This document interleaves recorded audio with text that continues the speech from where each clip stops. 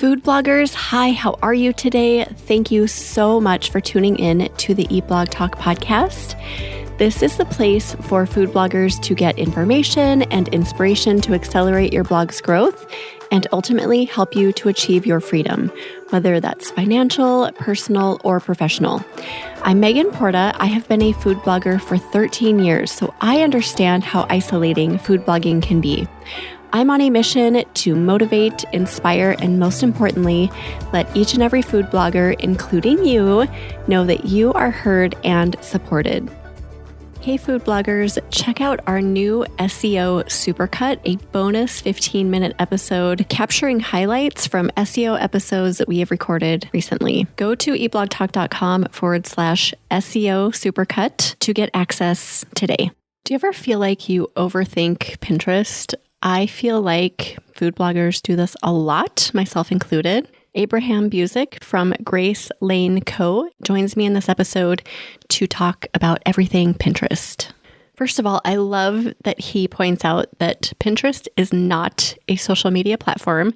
Pinterest is a search tool that people go to when they have a problem and they need an answer. So as a content creator, we need to figure out how to effectively deliver those answers to people. One of Abraham's strengths is statistics and analytics, so he really gets into Pinterest analytics, what we should be looking at, and how to find good keywords to stand out on the platform. And his overarching message is don't overthink it. Don't overthink those little details that we hear about, like exactly how big your pins should be or whether we should be putting video up. Produce high quality content consistently over time, and Pinterest will serve you in your business. This was a great interview. I hope you love it. It is episode number 614, sponsored by RankIQ. Maybe you are eager to join one of the Eat Blog Talk mastermind groups, but not quite ready to make the full investment. The Eat Blog Talk accountability group could be the perfect solution for you. For just $34 a month, you will be part of a supportive community that offers weekly accountability check-ins, a private Slack channel, live productivity sessions, and monthly Zoom calls with fellow bloggers and me, Megan Porta. We are here to help you stay on track, stay motivated, and connected as you build your brand and work towards your big blogging goals. If you are ready to move forward without the pressure of a huge commitment, visit eatblogtalk.com/focus and claim your spot today. Grace Lane Co. is a Pinterest management agency with a focus on bloggers and email brands. They love to share their proven strategy that keeps Pinterest simple and growing even through algorithm updates. Abraham, welcome to the podcast. How are you doing today? I'm doing great, Megan. Thank you for having us. How are you doing? I'm doing good. And I love your accent. I always love talking to people with fun accents. So thank you. Absolutely. I guess I worked on it myself, I guess. Yeah. So. All your life, right? Yep. We're going to talk about Pinterest today, which is a hot topic this year. We so just devour Pinterest information. So we're just excited for what you have to share. But before we do that, do you have a fun fact to share with us? Sure. And again, thank you for having me on here, Megan. We really don't take that lightly when somebody shares a platform for us to be able to pour back into their users. So thank you for having us on. Of course. A fun fact about us. So I was thinking about this leading up to the call, and for the most part, we lead a pretty boring life, but I guess I'd have to say, so me and my wife we don't like to be tied down to one area all that much. And so we have moved in our 14 years of marriage twice across the country to different states without ever having visited that state before or the area. Didn't have a place to live, just packed up all our belongings and family and moved out. The most recent one was in 2022. We moved here to New Bern, North Carolina from Indianapolis, and everybody thought we were crazy, and we probably are a little bit, but that's just kind of how we live life. So that's awesome. And it worked out well, I'm assuming.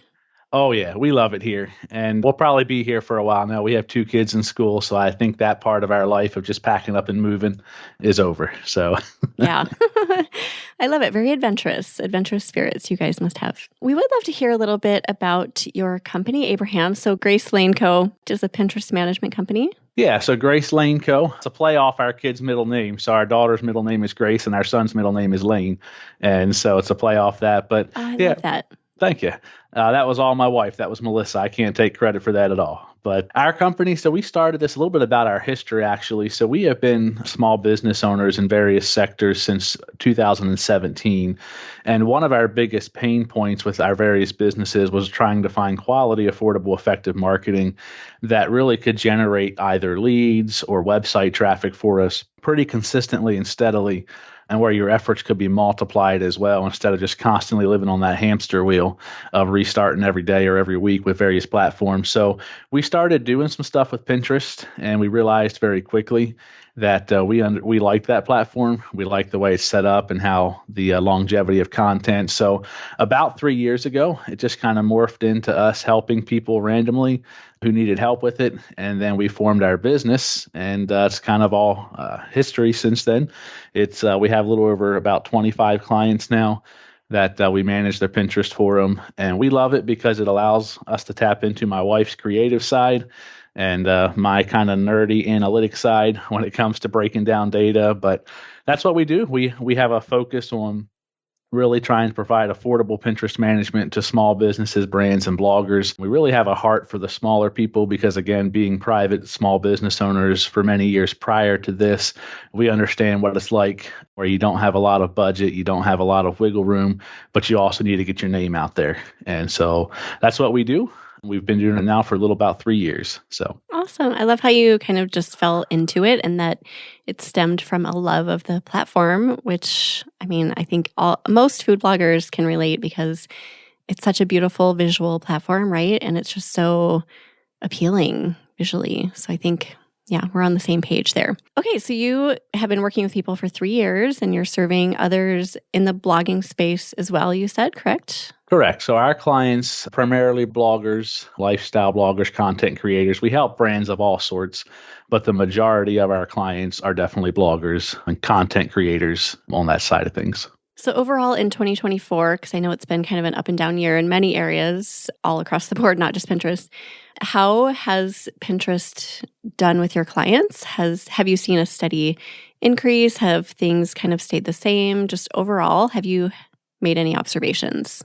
Yeah, so 2024 overall for the clients who have been with us since the beginning, honestly has been a banner year for the most part for Pinterest traffic. There was, I'm sure many people on here, there was one time in April and one time in August where Pinterest tweaked something in the algorithm on their end and accounts tanked for a little bit. But one thing we are very happy and pleased with, whatever Pinterest did, when we gave it time to correct itself rather than overreacting, everybody's accounts bounced back to greater than what they were before those tweaks. So Pinterest has been great. I know a lot of people are confused with the platform, are frustrated with it, but I will say this.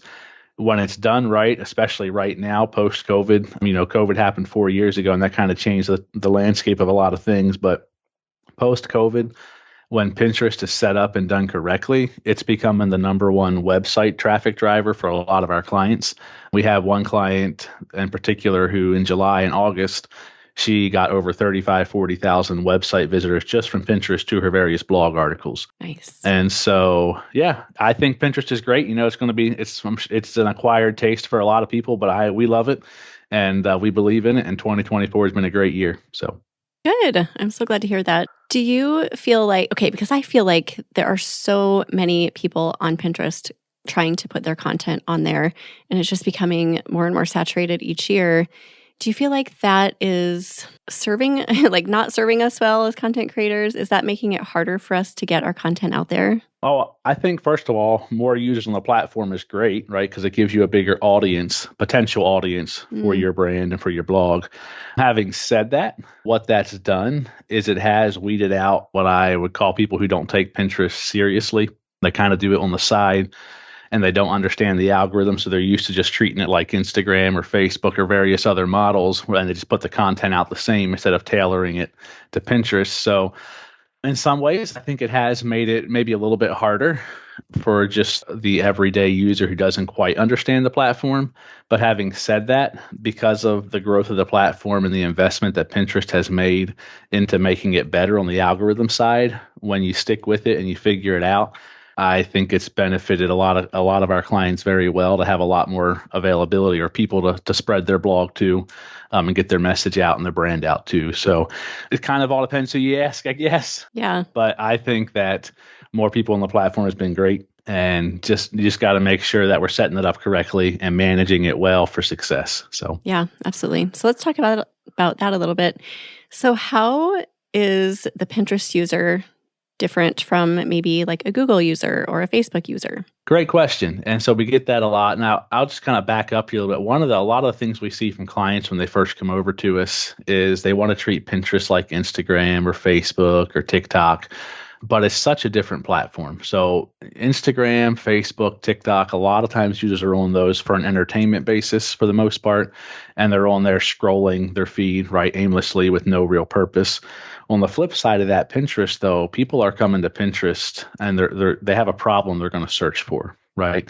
And in the food world, that could be they're trying to plan out meals for themselves, for the family, for the week or for the month, getting ready to host a party, planning a holiday get-together meal for family, and they're looking for they have a problem they're looking for when it comes to the menu or recipes or wanting to do something creative or different or unique when it comes to that instead of just the normal traditional routes. And so if you can understand the mindset of that every Pinterest search that somebody is making is honestly a problem that's waiting to be solved. And if you can think about that when you're putting your content together and try to frame your content around, okay, if this content is an answer to somebody's problem, and so what would I search if I had a problem that this content could answer for somebody? And you start to kind of build that in and frame it. But the Pinterest user, they operate differently in the aspect of they're not on there for entertainment purposes. They're on there specifically looking for a solution to a problem. And I think another area a lot of people don't understand about Pinterest is that Pinterest users are planners. We're starting to put out stuff now, and we've been doing that since September for some of our clients around Christmas and Thanksgiving and some of the bigger holidays, because you got to give the algorithm time to rank your SEO work on the side of it, and they're planning out their menus and a lot of their stuff that they're looking to do now, even though Christmas is still over 2 months away, right? So I think that's the big thing as well. Instagram is a little more instant results. People are kind of in the moment on Instagram and Facebook and TikTok. But the Pinterest user, they're planning stuff out 60 to 90 days in advance a lot of times.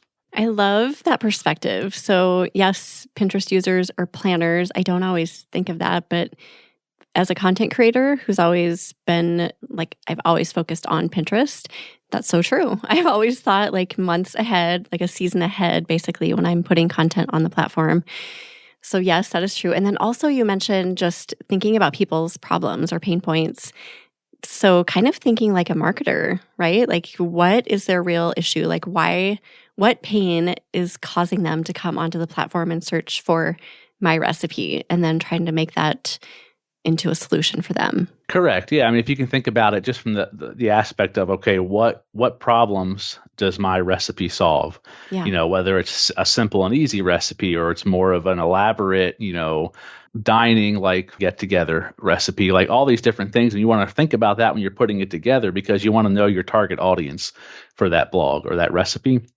So when you're setting it up on Pinterest, again, with Pinterest being an SEO platform, you really want to make sure you have the right search words built in around some of your descriptions and your titles and your copy on Pinterest to make sure that it's reaching the right people. So yeah, that's the biggest thing we try to stress to all our clients is, and we handle that on our end for them, obviously, being Pinterest managers, but for those who do it themselves, really sit down and think about, okay, what problem does this blog recipe solve? And then how can I frame that to make sure it gets in front of the right people to solve their problems for them? So I think a lot of people, maybe they don't believe it, how serious or how needed their content is, right?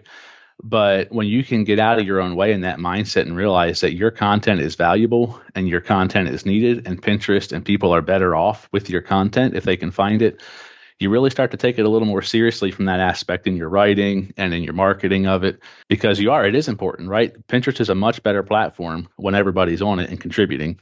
Yeah. And so getting that out of your way in your mindset and framing that up, I think, is a big deal. So when you talk about solving people's problems on Pinterest, are you talking about doing that right up front in the pin image or in the description, or both? Great question. So yeah, we try to do it in both for people when we're managing theirs. And because here's the reason. So Like, so if I'm trying to solve a problem with the recipe, I have less than a second to catch the Pinterest user's attention when they're scrolling past my pin, right? And so I want the messaging of that pin to jump out at them right away. So I want it to be simple and concise and frame that up. So let's, if talking about Thanksgiving coming up, you could have, 15 best side dishes for Thanksgiving that are simple and easy, something like that that grabs their attention rather than just a picture of various foods that they're just going to scroll by because it doesn't catch their attention. So we try to solve it on the image if possible. Then also definitely in the description, kind of just answering the questions like a how-to, dinner ideas, whatever the recipe's about. There's so many ways you can frame it up, but just really thinking about, okay, if my pin catches their attention and they click on it to read the pin description, let's go ahead and pique their interest enough by answering a little bit of their problem in that description. So they go ahead and click on and go over to your blog to get the rest of the recipe. Yeah, Pinterest has really forced me to think this way. I think thinking like a marketer when you're a blogger is so important, not just on Pinterest, but everywhere. And I've been so focused on Pinterest for a lot of my blogging journey, which has been pretty long. So yeah, I can thank Pinterest for that. Just really forcing me to think like, okay, why are people here? And I need to, like you said, within just a second or two, deliver that solution to people so that they click and try to learn more about it. So I guess talking about that, like creating content that is specific to Pinterest, do you have any tips specifically for that? Yeah. So again, I'm a big believer in everything starts with mindset. And so I think you got coming back just to one more point on the Pinterest user is that the Pinterest user wants to be influenced, and they want to be influenced by people they can relate to. And so when you're getting your content together, don't be afraid to be authentic and be unique to yourself and the content that catches your eye and your attention when you're on the platform, because that's going to be the people you attract as well, typically. And so when it comes to creating content, there's really 3 categories that we try to break down for our clients. It's the type of content that performs well on Pinterest. Number 1 is just the obvious tutorial, how to bake or how to make or how to cook or how to, you fill in the blank when it comes to recipe bloggers, how that might translate. And then also things like my favorite type of, or my favorite dishes for, or my favorite holiday, my favorite desserts, all those various categories that could fall under that. And then number 3 is also inspiration. And this is where kind of your authenticity and your uniqueness can shine and make you stand out on Pinterest. Is if you have a different take on some different styles of dishes or types of meals or recipes, not being afraid to let that show out and kind of inspire other people as well as they're going over through your content. But the biggest things, again, is tutorials, favorites, and then inspirational type or inspiring, unique type content as far as when don't be afraid to stand out and be a little bit different and be true to yourself when you're creating that content. But does that make sense? Yeah, that makes sense. And then for bloggers, do you recommend doing like roundups? I think you mentioned that earlier, like 15 favorite, whatever, fill in the blank, something like that. Yeah, so we do a little bit of everything. So we have clients, some of our bloggers, they'll just be one-off on recipes, so there won't be a roundup of them specifically. But they're definitely, if you can do a couple roundups with 10, 7, whatever number you want to put out there, that's going to make the user feel like they have a bigger chance to like something by clicking on your blog because they have more of a variety to choose from. And so it definitely doesn't hurt. But one thing, again, I always tell everybody is if that's not the type of pin that you would click on, then don't try to make content around that. If you're the type of person that's drawn to a roundup type pin, so you want 25 different options, then definitely, because that's going to be who you attract and typically to your blog. But if you're somebody who you don't want to sort and sift through 25 recipes, you want the answer now because you trust this person that you've been on their content before, then lean more towards creating kind of one-off blogs with that. But I think they both perform well. I think we can overanalyze some of that stuff maybe sometimes. And instead of just really focusing on when we get down to later in the call, just really putting in some good Pinterest SEO work. Because I always tell everybody, we can take, if you know how to do the Pinterest side of things correctly, you honestly can take mediocre content that's set up correctly and outperform high quality content that's not set up correctly on the back end. So I wouldn't overthink some of those things too much. You end up getting paralysis by analysis, right? Yeah. But they definitely help for sure to be able to do some roundups if you have value to add through doing that. So almost every Pinterest conversation I have with like large groups of people in the blogging space turn into overthinking situations because you can overthink every single aspect of how big should my pins be? What exact size should they be? What font should I, like, there's so much that you could overthink. So I think sometimes you just have to just get in and do it, like you said, and not think about every single little tiny thing. Oh, 100%, for sure. Yeah. I would love to hear your thoughts on the algorithm on Pinterest because I know there is definitely one there, but I think it's a little bit different than maybe the Google algorithm and other algorithms. So could you tell us about that? Sure. And so one thing, again, that I always kind of start off with the premise of the Pinterest algorithm is a lot of times when we see people struggling with the Pinterest algorithm, it's because, again, they're treating it more like an Instagram or a Facebook or a TikTok because they view Pinterest as social media. And Pinterest is the furthest thing from social media. It's basically, we tell everybody to think about it more like a visual Google. It's a very heavy SEO platform where your content's going to live on for access for a very long time.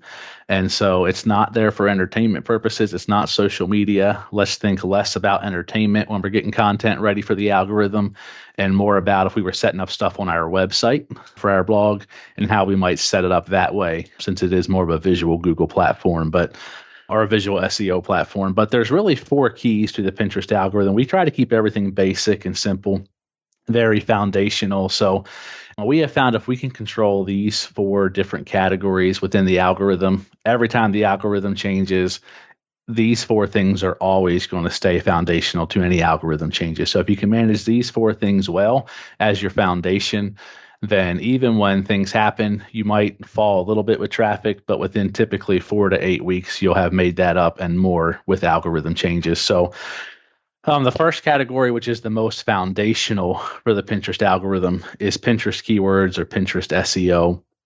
I can't stress that enough. You can have the best quality content, but if you don't understand how to do Pinterest keywords and how to look those up and how to work those into your copy and onto your pin image and into your title, then that pin's going to sit there and you're going to be frustrated because you're going to keep putting out content and it's not going to be working. And so SEO, Pinterest keywords, Pinterest key phrases are the most foundational when it comes to anything else we're going to talk about. If you take away one thing from this conversation, Pinterest keywords, number 1 most important thing to the algorithm. And if you need help finding where to search for those, we can either cover those later or now as far as where do people look for those. Yeah, let's do it now since it's in my brain. Yeah, go for it. Yeah. So there's really 3 areas that we have our clients, if they're going to do it on their own, find their keywords. So we don't like to use third-party platforms for Pinterest keywords because a lot of times if you're using those, you're going to find out those keywords are really outdated by 30 days. And so if you're using those exclusively, by the time you realize something's a keyword, it's already been a trend for about 30 days, and you may have missed out on a good part of an audience for your content. So we really, everything where we find keywords is all within the actual Pinterest platform itself. So Pinterest trends, that's a great place to go and start to see some more generalized topics that would be relevant to your blog to start looking for and seeing how those are faring. So if you get on there now and you start typing in Christmas and Thanksgiving, you're going to see through the graphic on there how that stuff's already trending up. So you definitely want to check there in the Pinterest trends area first. And then the Pinterest search bar, obviously, if you get on there and you just start typing something around your blog or your topic, you're going to see a list of phrases that are being searched within the last 30 days that are popping up relevant to that you can work into your copy on your description or maybe even onto your image or into your Pinterest title. And then Pinterest ads, a lot of people don't know that you can go there and look at search volume for different keywords. But if you go into the Pinterest ads creator and you pretend that you're going to create an ad and you go over to where you start adding keywords and phrases for that, you can actually start typing in and it'll show you the search volume for the last 30 days for those keywords that you're putting in. And we always tell everybody, if you don't have a very big Pinterest presence, if you're using Pinterest ads, try to stay away from words that are 5 million plus for your keywords because you're fighting for screen time at that point if you're fairly new to the platform or your presence isn't very big. And try to stick to keywords that are ranking under 1 million search terms per month if you're going to use that, just again because you're going to have a better chance at getting more screen time in front of the Pinterest user as opposed to using some of those higher ones. But yeah, if you Google Pinterest trends, a link will pop up. You can find that pretty easily on the Pinterest search bar. Obviously, everybody knows where that is. But then for the Pinterest ads, if you go into the ad creator and start pretending to make an ad, you'll see a little there on the right-hand side, a little box where you can start typing in keywords and see the search volume for those. So the amount of keywords, I think, is pretty important for what you're going to get into because with Pinterest being an SEO platform, just putting in 1 or 2 key phrases or keywords just isn't going to cut it if you're trying to really get traction on the platform. So I think that's another area with Pinterest SEO that people can make a lot of mistakes as they throw 1 key phrase they found out and think they're good or 2. So for our clients, we focus on getting a minimum of 4 to 5 keywords or phrases, sometimes more, to be honest, if it's able to, but at a very minimum, 4 to 5 keywords or phrases into their actual Pinterest description, getting 1 to 3 keywords or phrases onto the actual Pinterest image or video if possible, and then also getting 1 to 3 Pinterest trending keywords or phrases into the actual Pinterest title as well, because we really believe in putting out quality over quantity on Pinterest. And when we set up pins for our clients, we want these pins to live on, for 1, 2, and 3 years. So as they continue to do this, that multiplication factor happens because those pins are still drawing people for such a long time. But the only way to do that is to really attack that pin from many different angles with the various keywords and make sure you have several different angles so that that one pin can be searched for and popped up with on Pinterest.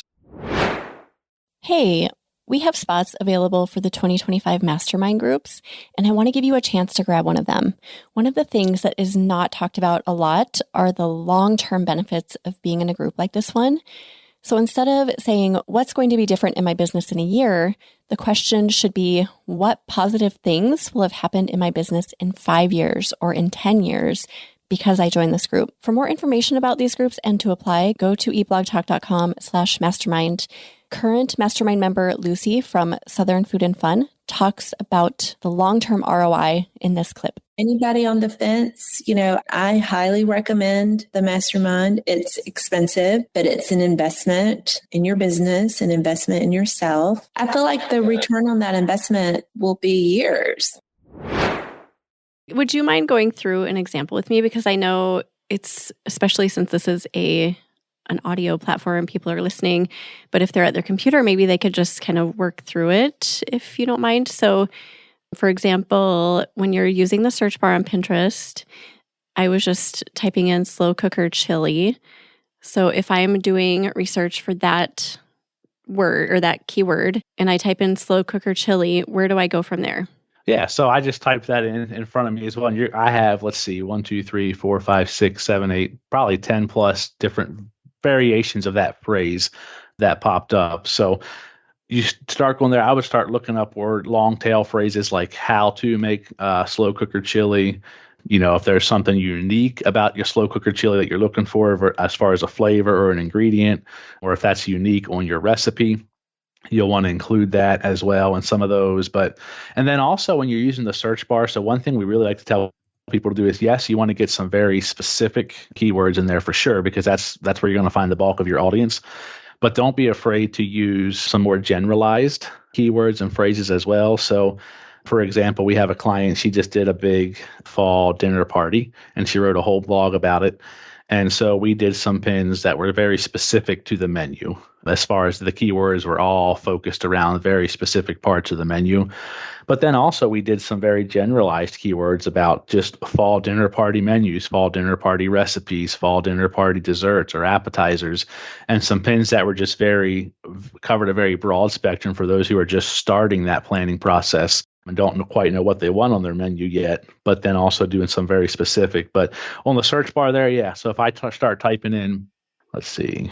So if I took out the word just slow cooker as well, I started just putting in chili recipes and then various ways around, like chili recipes with beef, chili recipe, no beans, chili all those different ones pop up. So I think you want to get some specific ones in there, but you also want to try to not be so specific that you're missing people who are still in that planning process as well. Does that make sense? Yeah. Yep, definitely. And then you can also use the little bubbles underneath. So you can either do the drop down where the other word options pop up, or those little bubbles, right? You can just keep clicking on those, like the homemade, best, easy, like those little things that pop up. Yeah, so those are great maybe to kind of jog your mind. We typically don't use those little bubbles for keywords because sometimes those little bubbles are the algorithm just learning you specifically. And it may pop words up that aren't necessarily being searched, but maybe they've noticed you tend to like a word like that. So just be careful if you're using those bubbles for your keywords, because they may not be being searched as much as what you might think Okay. on Pinterest. So yeah. Okay. And then over to trends. Trends is a mystery to me, and I hear this a lot from other food bloggers as well. So if let's say I type in slow cooker chili there too, I just don't always know what I'm looking at. So like a trend graph pops up. Okay, that looks great. I don't really know what that means. And so that's just, yeah. So for example, I don't know that I'd necessarily type in slow cooker chili in the Pinterest trends. I think I'd stay more generic and just type in chili, and you'll see some different search terms that are popping up there. But the big thing that just starts to show you, and we tend to use this more around seasonal trends and holidays, is to see, okay, are people starting to search for this now? So if you search just chili, you can see obviously over the summer, chili is not a very popular search term or topic within Pinterest. But now that we're getting closer to fall, you can see there as you're starting to go up on August, you start to see it slowly trend up to where then in September it just shoots up. So if you have chili recipes that you're wanting to get out there that are pretty popular, or you want to write one, as you're watching that graph, you would start to see, okay, while maybe in October I'm thinking of chili, by August, people are starting to search more for that on the platform. So if I waited till September or October to put that out, then I've already missed out a good chunk of Pinterest users who would find value in that content and would have went over to it. So that's more of just to start to see, okay, when should I start putting out content around the topic to know, does that make sense? So like, and when you go in and you can see chicken chili, you can see the various runoffs of chili and how they're performing. But we use that mainly, like I said, around seasonal and holidays to start to see, okay, do we need to start putting out content? And it feels like every year, for example, for Christmas and Thanksgiving, it gets a little earlier and a little earlier and a little earlier. Yeah. But it's good to see that for our clients on Pinterest trends, because if not, their competitor or other blogs are taking advantage of that. And we want to make sure that we're also tapping into that for our clients as well. Are there other ways that you use Pinterest trends aside from just looking at that graph to see when things are spiking and trending? Really not a whole lot for us. So we focus that mainly just to get a good grasp for, okay, what type of content is being searched around what different angles maybe for our clients' content is being searched seasonally and holidays. Some people put a little more stock into that. But again, we tend to use that just more for informational purposes for us to start to see, okay, we need to start putting out content within the next week or so. For example, for chili, if we were doing that for this one, by about the first week of August, we're saying, okay, it's starting to trend up. We need to get stuff out for that within the next week or two for our clients that have relevant content to that. There is this cool little thing that pops up. I don't know if this has always been here, but right when you go into Pinterest trends, I just noticed it's like trends in the US matching your pins. And then it shows like trends in meat, crock pot recipes up 30%, white chicken chili up 200%, dinner in America up 2,000%. So that's kind of cool. So you can get an idea of what is spiking now. Yeah, and that also does give you, when you're going over to the search bar or into the Pinterest ads, kind of a different way to approach maybe some keywords you haven't thought about that might be relevant still within your copy. I will say we do use Pinterest trends as well for clients who are using Pinterest ads. So when you see top trends that are relevant to your pins, that is very important if you're doing Pinterest ads as opposed to organic, because you want to make sure you're tapping into those, especially kind of general topics on the Pinterest ads side.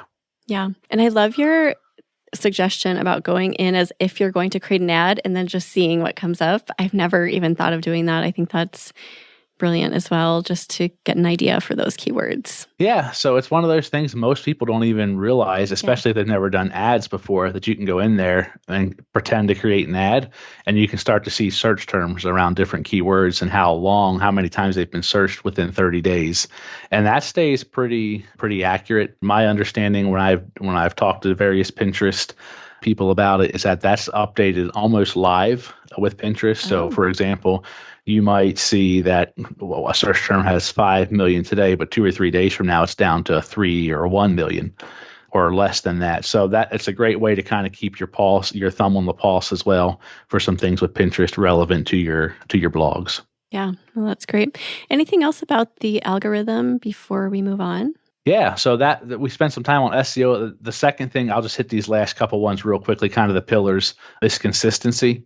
And so a lot of times what we see people do is they're just not very consistent with their message or with even their activity on Pinterest.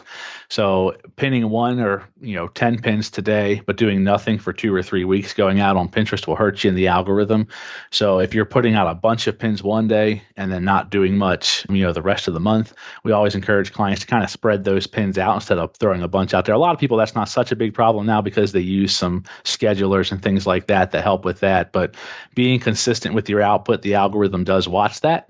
And so the more consistent you are to where they know what days and times you're posting and they have a rhythm for that, the better the algorithm's going to help you promote your content. Number 3 is quality. And this is where we focus on quality over quantity with what we do, because we don't want to put out garbage content just for the sake of putting out content on Pinterest. And that will hurt you overall in the algorithm as well. So make sure when you're putting out content, less is more if you don't have very much to say, right? If you don't have much content that you feel like can add value, don't just make up something for the sake of making it up and putting something out there in the world. And then lastly is fresh pins. And fresh pins doesn't mean a fresh blog or fresh content. It just means creating a fresh pin, maybe for that same blog, approaching it from a different angle or a different perspective. But if you can control your SEO and your Pinterest keywords, your consistency, your quality, and your freshness of pins out there, it doesn't matter what's going to happen in the algorithm. Those are always going to be foundational to Pinterest success, because that's how the platform operates at its very core. So I love all of those. Consistency is so huge. I see people get just frustrated that they're not seeing progress. They're not seeing their numbers go the direction they want them to go. So they give up too soon. And I'm always like, no, you have to keep going. It's kind of like that faith thing. You just have to know it's working behind the scenes, and you just still have to keep doing the work. Oh yeah. I always tell our clients, you're probably going to overestimate your Pinterest results for the first year. But if you can continue doing quality content and just kind of put the results out of your mind for a little bit and tie your emotions to the activity instead of to the results, I can promise you by year 2 and by year 3, you're going to have way underestimated the potential of Pinterest for your blog. Yes, I love that. I love that so much. That's the best line. Okay, so what about Pinterest analytics? This too is like, I know you're an analytics person. I'm a creative person. A lot of food bloggers are like me. So going into analytics can be a little bit daunting. So can you talk us through that a little bit? Oh, yeah. So this is where I kind of get to nerd out a little bit. When I was in the corporate world, before we even had our own businesses, I made my living off data analytics and data management. And Pinterest, like so many other platforms, the data will tell you an often very simple solution to what you feel like is a big problem. And it's really not. It's just a simple tweak you have to make, maybe understanding what that one analytic number is telling you and how to combat that. So many times people want to hit the panic button because they don't understand the analytics side of Pinterest, when honestly, usually it's just a small minor tweak that needs to be made somewhere that'll create you big results. So there's really, we kind of divide the analytics down to basically 3 categories, because again, there are tons of categories of analytics on Pinterest. But when I'm speaking to somebody who maybe is just getting started in Pinterest or doesn't really have a data mindset and hates data, we want to keep it as simple and controllable as possible. So the first one is obviously impressions. Everybody knows Pinterest impressions because that's right there on the screen under your profile name, right? And one thing we always tell everybody to be careful about with impressions, though, is while it is a very important metric, it can kind of be a vanity metric, that basically the only thing the impressions tell you is your pin, the keywords in your pin actually making your pin show up in the algorithm. So It doesn't tell you if you're getting in front of the right people. So I always use the example, it's silly, but if you have a recipe and you're putting it out and it's popping up for somebody searching something about car tires, who cares if you have an impression from that? It doesn't matter. That person is not going to take action on your pin, right? And so impressions, if you're not careful, can kind of be a vanity metric that mean nothing. They don't add any revenue to your blog or to any traffic to your blog. But basically what impressions is going to tell you is, are my keywords working? And then if my impressions are not going up every 90 to 120 days, so you should have measurable success when it's done consistently and right every 90 to 120 day blocks. If you're seeing your impressions are not going up and growing, typically what that means is you're probably either using keywords that just you're not really researching your keywords, so you're not using relevant keywords, or you're not using enough keywords.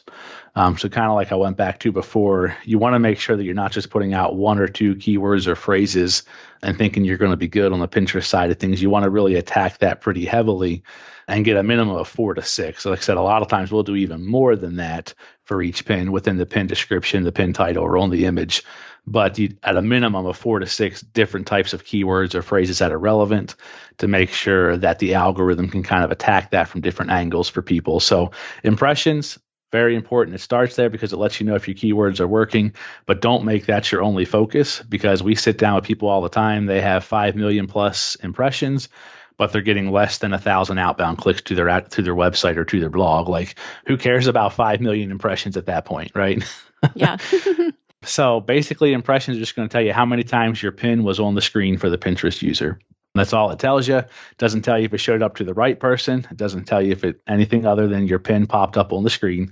And so whatever keywords you included, those keywords did work and your pin popped up on the algorithm. The second category is kind of a funnel. So we start with impressions and then we're coming down to pin clicks. And that's obviously basically just how many times your pin caught the user's attention on Pinterest and they stopped and just clicked on the pin to read the description or to get more information. So they haven't left the platform yet to go to your website or your blog, clicked on the pin to read that description and get some more information. So a lot of times from an analytics perspective, if we're seeing that impressions are up and the right keywords are being used, but our pin clicks just aren't really lining up with where they should be for the amount of impressions, things that will directly affect that is going to be the quality of the image or video. So if it's poor quality, very grainy, then it's not going to catch the user's eye.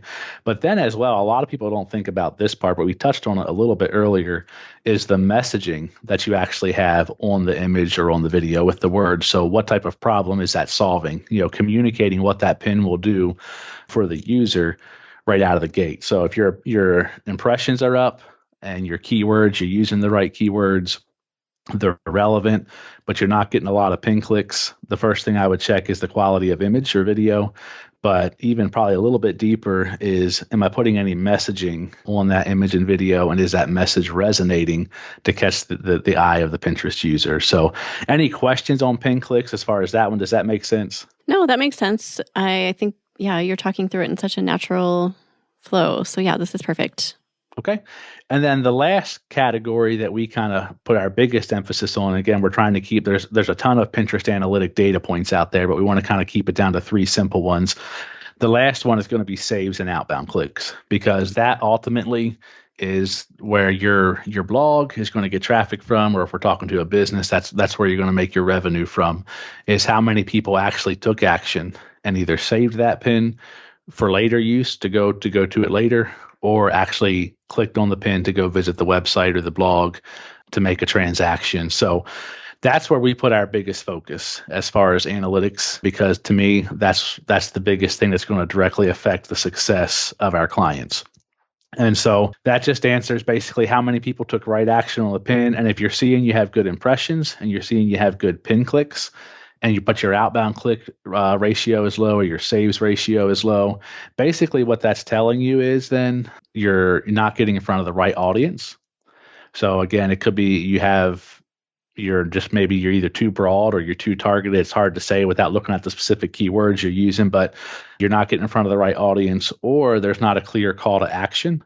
either within the description or on the actual image or video. So it's kind of silly, but I will tell you, studies show that if you put a clear call to action as simple as, click the link today to get this recipe, as simple as that, you'll see anywhere between a 20 and a 30% increase in outbound clicks when done consistently, as opposed to somebody who's putting no call to action anywhere on the image or in the description. So you recommend doing that right on the image? Yeah. So a lot of times we'll put a little button that says, read more or read now.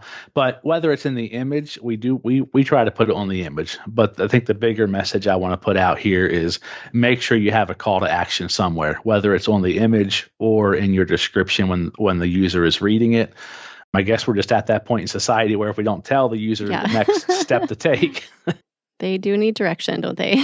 Right. And so just the bigger message I want to get there, just make sure you have a call to action somewhere, very clear and simple, whether that's putting a little button on your image or video or putting it at the end of your description, click the link to read more, to get the recipe.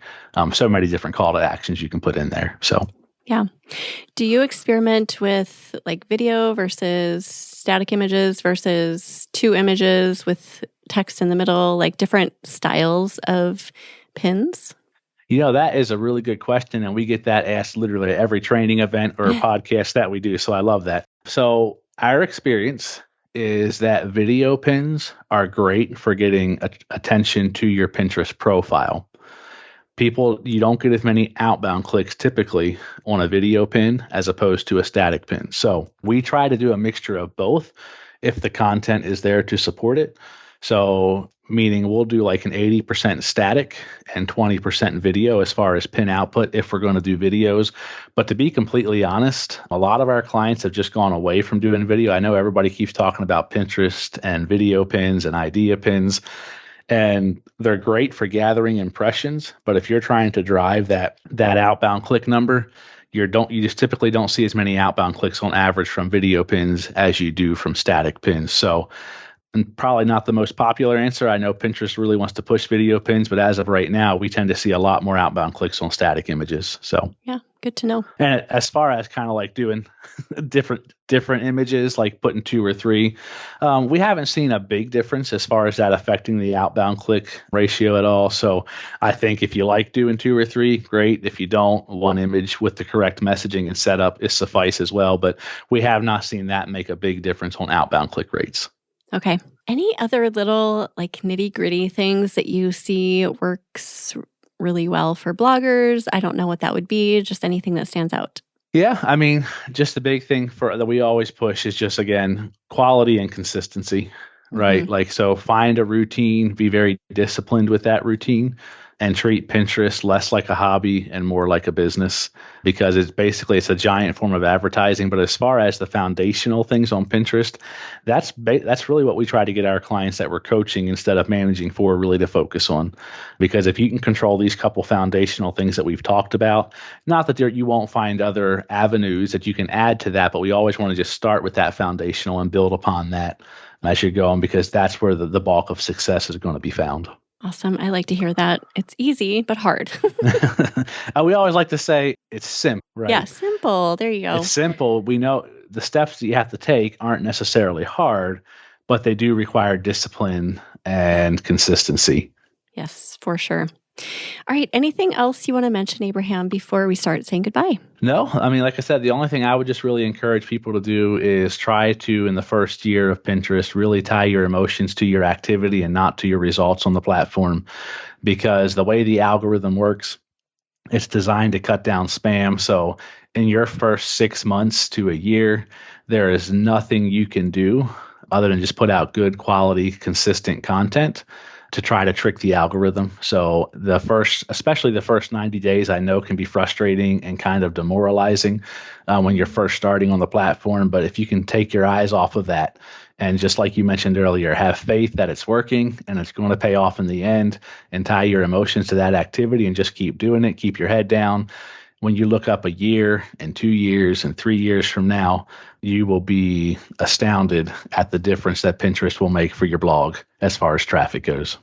That was so great. I think that will give people a lot of motivation and encouragement as they get into Pinterest or continue with it. So really appreciate that. And just thank you for everything. We appreciate you being here today, Abraham, and sharing all of your wisdom with us. So thank you so much. Yeah, my pleasure. Thank you for having us again, Megan. I appreciate it. Do you have either a favorite quote or words of inspiration to end with?